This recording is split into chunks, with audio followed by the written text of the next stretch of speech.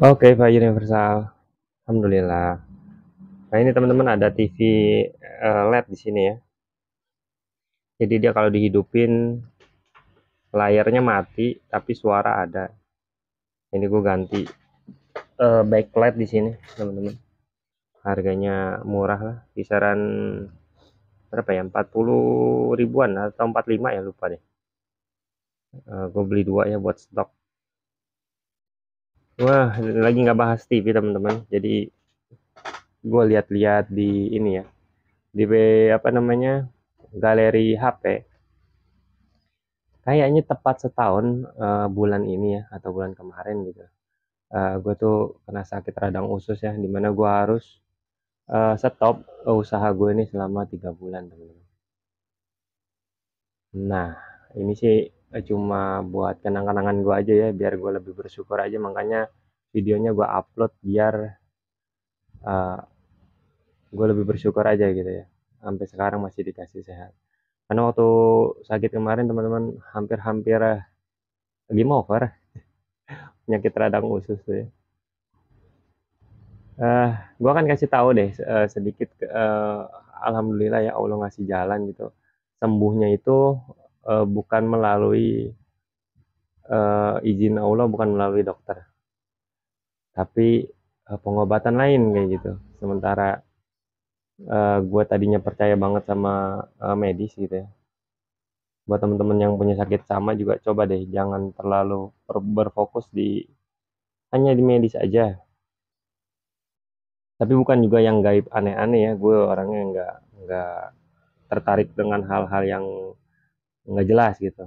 Jadi gue berobat itu bener-bener di tempat yang ada ilmunya, bukan ilmu aneh-aneh gaib, memotong ini, motong itu, pindahin penyakit ini, itu nggak kayak gitu teman-teman. Oke, nah, gue akan upload video-video ini. Nah ini dia saat gue dirawat ya, baru masuk IGD. Ini dia suasana rumah sakit kalau diingat-ingat lagi rasanya bersyukur banget ya Allah. Jadi teman-teman, yang namanya sakit ya, nggak enak ya. Jadi gue dirawat nih, udah kisaran gue radang usus itu, jadi awalnya tuh gue ke itu ya, ke apa, klinik dulu. Nah di klinik didiagnosanya diare, diare biasa lah. Tapi kesiniannya makin lama ya, gue diarenya tuh sehari bisa sampai 20 kali teman-teman. Jadi gue buang-buang air terus gitu ya 20 kali. Dan kesiniannya makin lama makin lebih. Nah, kan bingung dong, apa ini penyakit apaan kayak gitu kan. Sampai akhirnya gue berobat, dirawat lah tuh, masuk dirawat seminggu, di kisaran 4 harian itu gue nggak ada perubahan sama sekali teman-teman. Sementara sebelumnya emang gue udah parah tuh ya buang-buang airnya. Itu nggak sama sekali nggak ada perubahan. Dan gue ngerasa nih dokter, bener-bener kayaknya gue nggak yakin di dokter penyakit dalam gitu. Gue cuma dikasih apa ya, itu tuh, eee, diapet. Selama gue di rumah sakit cuma diapet sama disuntik antibiotik. Dan itu gue nggak ada perubahan dan makin parah teman-teman. Itu bener-bener gue ngerasa, "Oh, gila ini tamat kali ini." Udahlah akhirnya gue putusin ya sama nyokap gue tuh, karena gue pikir dia hari ke-6 itu, gue udah bilang, udah, kita bilang aja udah sehat gitu. Jadi gue bohongin dokternya karena gue dari dateng sampai gue tuh, dirawat, dokter itu nggak nyentuh gue sama sekali. Dia cuma nanya dan itu jarak jauh, mungkin karena posisi lagi Covid ya. Tapi separah itu, dia nggak nyentuh sama sekali, sampai gue pulang dia nggak nyentuh gue sama sekali. Lo bayangin tuh, dipakein apa yang, cek-cek di apa itu, di dada itu juga enggak, sama sekali cuma nanya aja dan jarak ini ya dari tadi tuh gue diri sampai gue tiduran tuh udah di situ aja, jadi gue emang berjarak gitu deh. Dan gue ngerasa ini udah nggak beres deh. Akhirnya gue bilang, "Udah mah bilang aja, udah sehat," gitu. Udah gue coba seger-segerin padahal itu bener-bener gue lagi sangat-sangat parah deh. Bener-bener parah deh itu buang air kagak habis-habis ya. Sampai akhirnya, di hari ke-6, eee, susternya datang kan. Dia bilang, apa namanya, "Gimana keadaannya?" "Udah Dok, udah sehat," bilang ke suster gitu. "Bisa pulang nggak Dok kira-kira?" Digituin kan. "Iya nanti kita koordinasi lagi ke dokternya," katanya.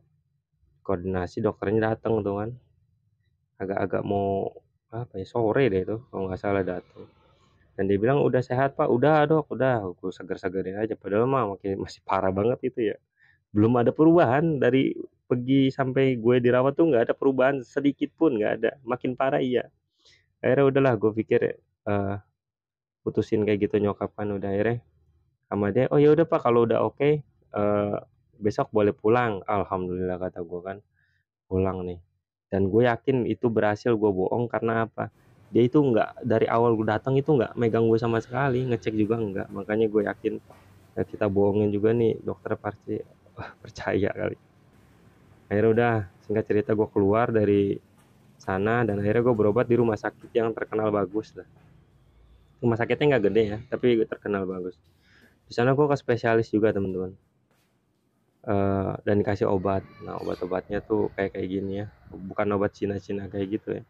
Jadi obat-obat, macem-macem lah, dan sebelumnya juga gue udah pernah beli tuh, kayak obat-obat dari Australia kayak gitu, yang dari Amerika, terus, apa itu, yang buat bakteri-bakteri itu ya, herbal segala macam gue beli semua, dan itu nggak ada perubahan sama sekali, sampai omega 3, sampai gue pusing, gue ngerasa, apa ya kok sakit kayak gini, nggak sembuh gitu, sementara kan cuma diare gitu ya. Akhirnya diagnosa dokter pada bilang itu IBD teman-teman, inflamasi bowel syndrome kalau gue nggak salah. Nah, gue nggak tahu pastinya deh, pokoknya gue ngerasa itu perut gue kalau buang-buang air tuh melilit banget, sakit banget. Di bagian perut bawah apalagi, dan itu nggak berhenti-berhenti teman-teman. Ada yang nyaranin pakai jambu ya, jambu, pakai garam, itu gue udah coba katanya dipapak, daun jambu muda gue papak pun nggak ada perubahan sama sekali. Coba berkali-kali, pakai garam, nggak ada perubahan. Terus, apalagi tuh, obat-obatan lah kayak, Lodia segala macam tuh ya, merek-merek tuh ya, nggak ada perubahan sama sekali. Sampai akhirnya, gue tuh mau dirawat lagi ceritanya, cerita udah 4 dokter nih yang nanganin, nggak ada perubahan lah. 2 dokter umum, 2 spesialis penyakit dalam.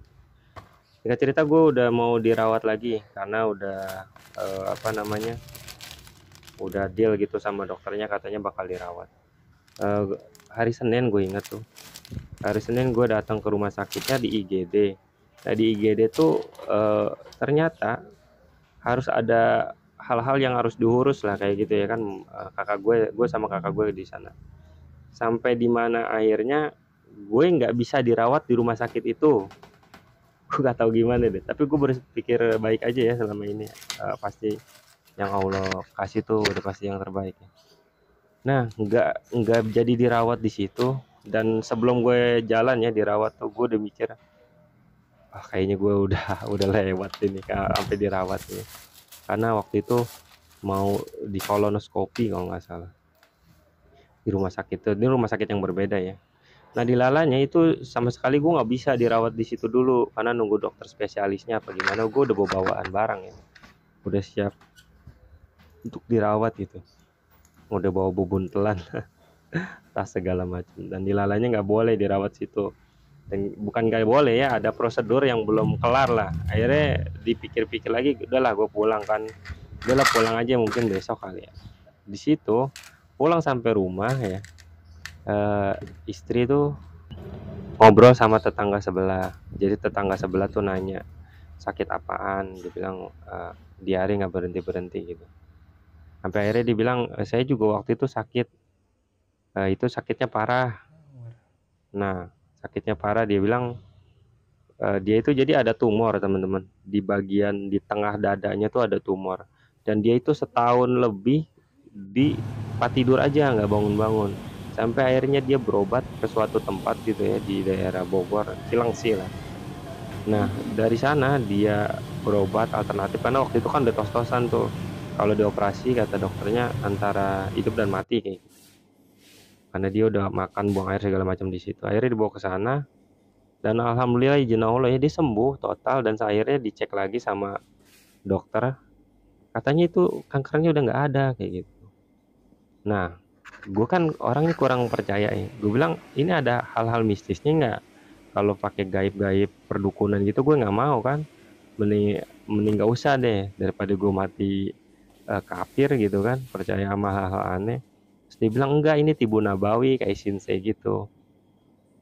Sampai akhirnya, oh ya udah, ini sama sekali nggak ada perdukunan, nggak ada, dijamin gitu. Udah akhirnya, oke lah, keluarga gue setuju semua dan akhirnya hari itu juga, Senin itu ya, kan karena Senin pagi kan gue jalan ke rumah sakit dan dokternya nggak, pokoknya nggak jadi dirawat di situ lah tuh, gimana, udah janji tapi nggak bisa gitu dirawat situ karena banyak prosedur lah.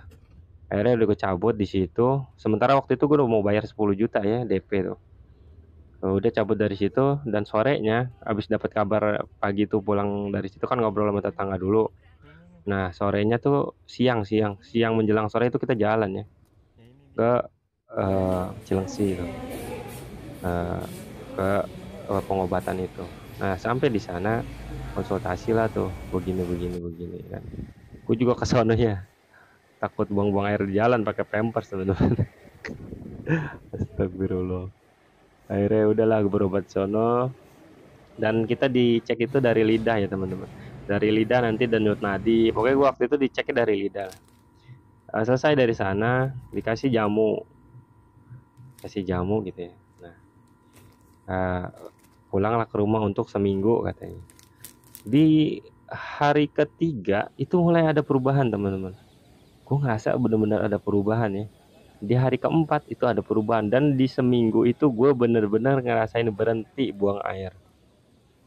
Tuh, jadi izin Allah ya ini mah cuma mungkin cuma jalan aja nih. Jadi gue berobat itu di ini sih, gue kasih tahu tempatnya mungkin ada yang cocok ada yang enggak ya. Gue nggak bilang ini bagus, tapi ini yang pernah gue datengin dan gue ngalamin kayak gitu ya. Jadi kalau mau berobat silahkan datang, kalau enggak ya terserah deh gitu. Jadi ini di daerah Cilengsi, nanti gue akan kasih tahu alamatnya mungkin ya. Gue akan fotoin nanti. Di daerah Cilengsi. Dan ini dia libur cuma hari Jumat karena hari besar ya. Di karena kan Islam gitu ya. Hari besar dia libur. Minggu tetap buka teman-teman. Jadi gue berobat di sana waktu itu habis kisaran berapa ya? 150.000 kalau nggak salah. Apa pokoknya nggak nyampe 200 lah tuh. Dikasih jamu kayak gitu. Nah, akhirnya 2 minggu berikutnya gue berobat lagi di sana. Tapi bukan di hari Senin gitu ya, datangnya di hari lain dan yang megang orang lain juga jadi. Saran gue kalau misalnya lu mau berobat di sana, seumpama lo datang hari Senin. Nah, nanti kalau 2 minggu kemudian lo datang lagi hari Senin, teman-teman. Biar orangnya itu nggak ganti-ganti, teman-teman ya. Jadi riwayatnya ada kayak gitu.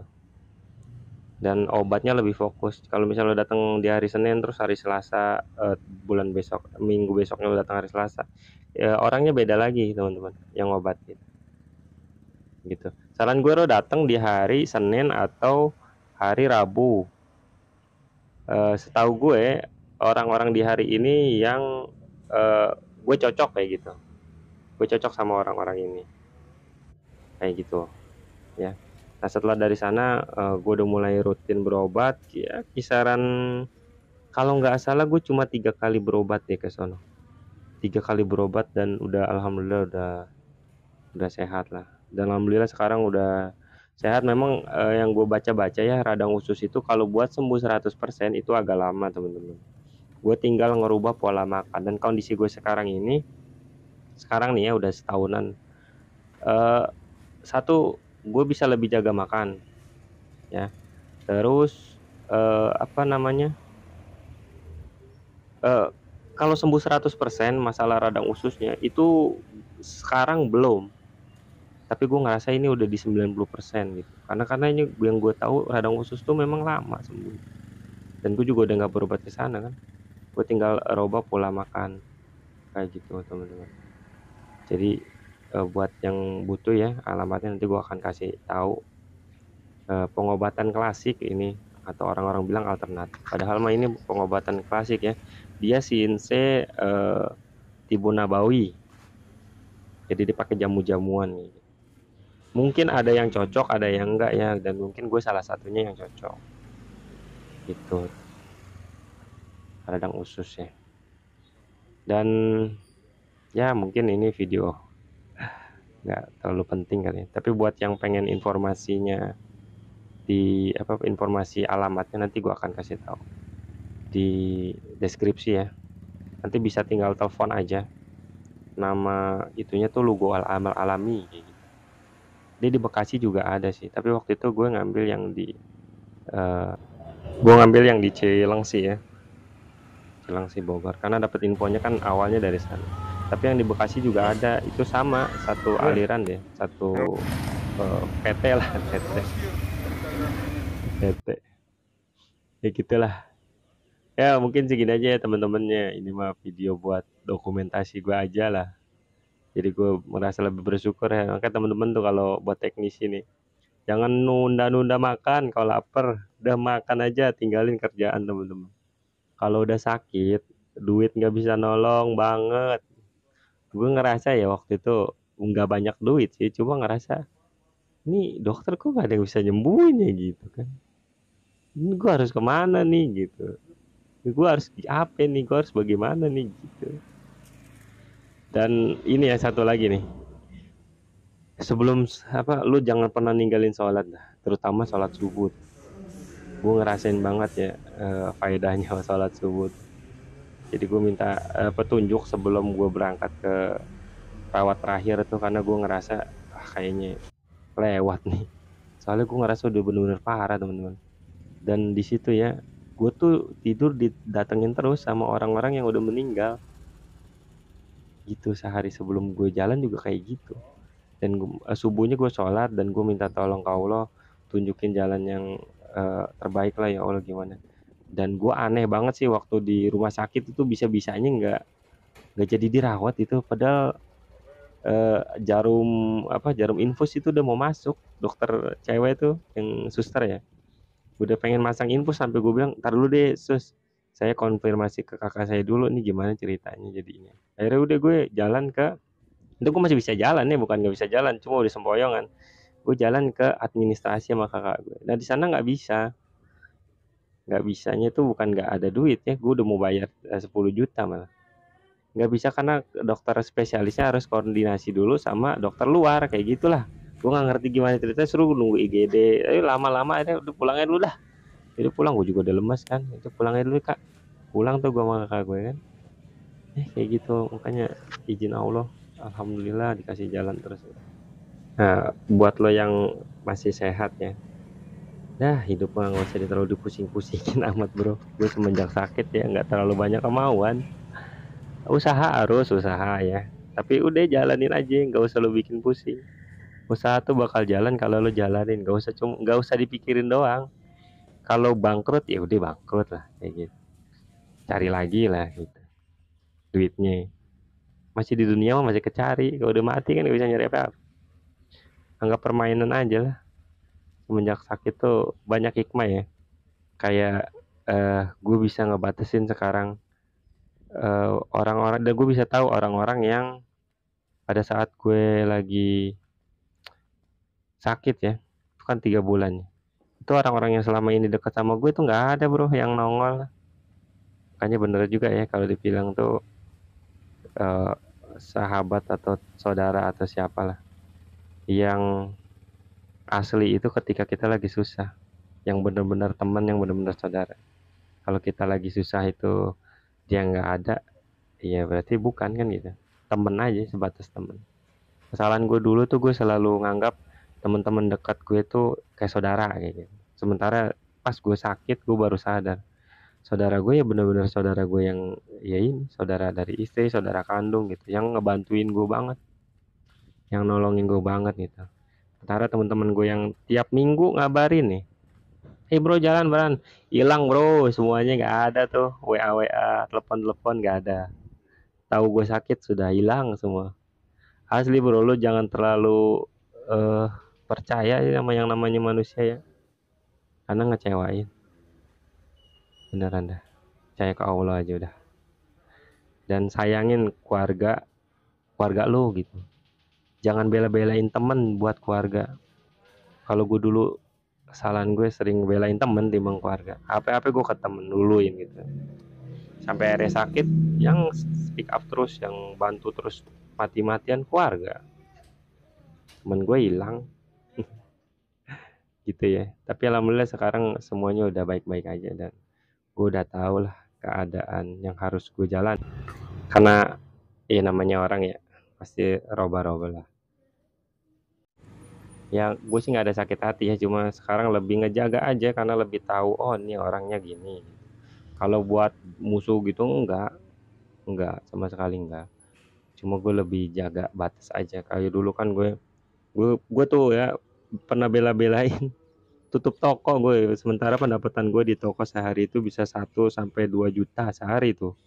Gue bela-belain tutup toko cuma buat nganterin temen gue yang gue anggap saudara. Gue bela-belain cuti, bela-belain kehilangan uang tuh. Tapi begitu kita sakit, plus hilang semua. Gak ada yang nongol. Gokil ya, oh gitu tahu kita udah sehat ya. Ujuk-ujuk nongol dan kayak biasa lah, nelpon lagi, WA lagi, ngajak ketemu lagi gitu. Dan sekarang nggak gue ladenin, cuma sebatas ya ya ngangkat gitu.